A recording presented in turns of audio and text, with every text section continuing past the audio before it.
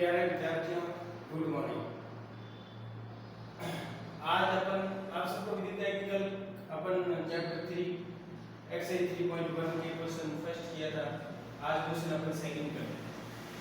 क्या करते हैं?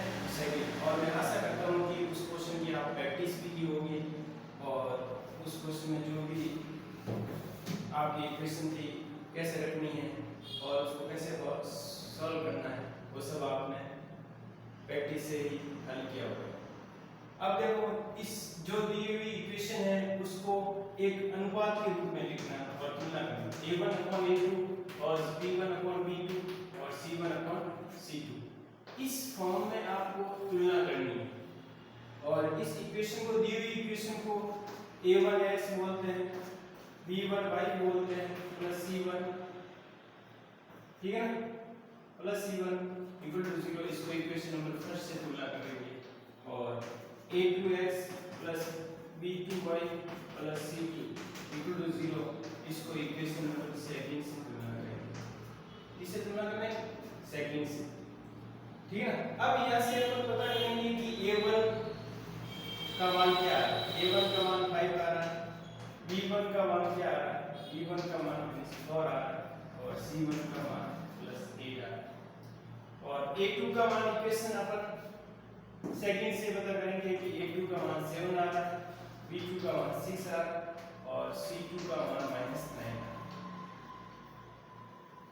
अब इसमें आप कंपेयर करेंगे, a1/a2 लिखेंगे। a1/a2 लिखने पर 5/7 प्राप्त होता है और b1/b2 लिखने पर हमें -4/6 प्राप्त होता है और c1/c2 लिखने पर हमें 8/9 प्राप्त, ठीक है ना।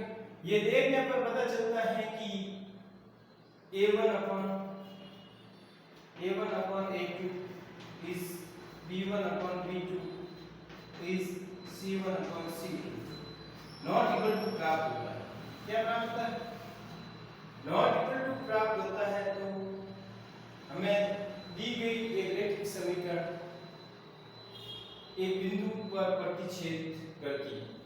दी गई समीकरण, दी गई रैखिक समीकरण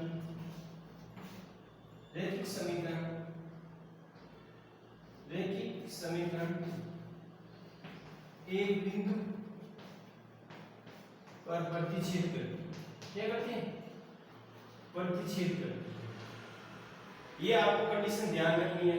जब नॉट इक्वल टू आए तो एक बिंदु पर रेखा प्रतिच्छेद करती है। कितने रेखा बिंदु पर? एक बिंदु पर रेखा प्रतिच्छेद करती है। अब देखो, क्वेश्चन फर्स्ट और क्वेश्चन सेकंड का फर्स्ट और क्वेश्चन सेकंड का सेकंड, इनमें से अपन a1 पता करेंगे। सीधा डायरेक्ट ये इक्वेशन अपन को लिखनी है सब में। ये इक्वेशन क्या करना है? सब में लिखनी है। और a1 क्या आ रहा है इसमें? a1 9 आ रहा है। a2 क्या आ रहा है? a2 18 आ रहा है। इसी प्रकार b1 क्या आ रहा है? b1 12 आ रहा है। b2 क्या आ रहा है? 24 आ रहा है। b2 क्या आ रहा है? 24 आ रहा है। c1 क्या आ रहा है?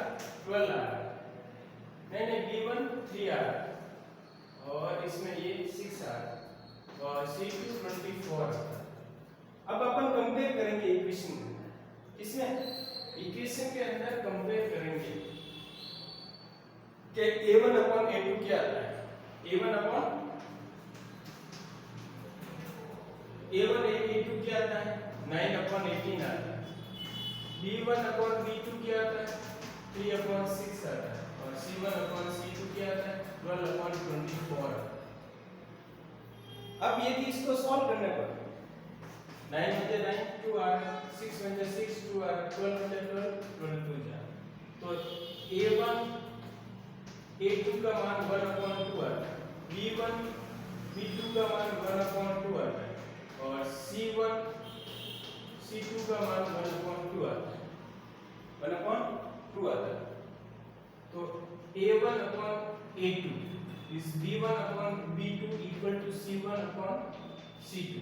ये इक्वल प्राप्त होता है, तीनों इक्वल प्राप्त होता है तब रेखाएं रैखिक समीकरण एक संपत्ति है।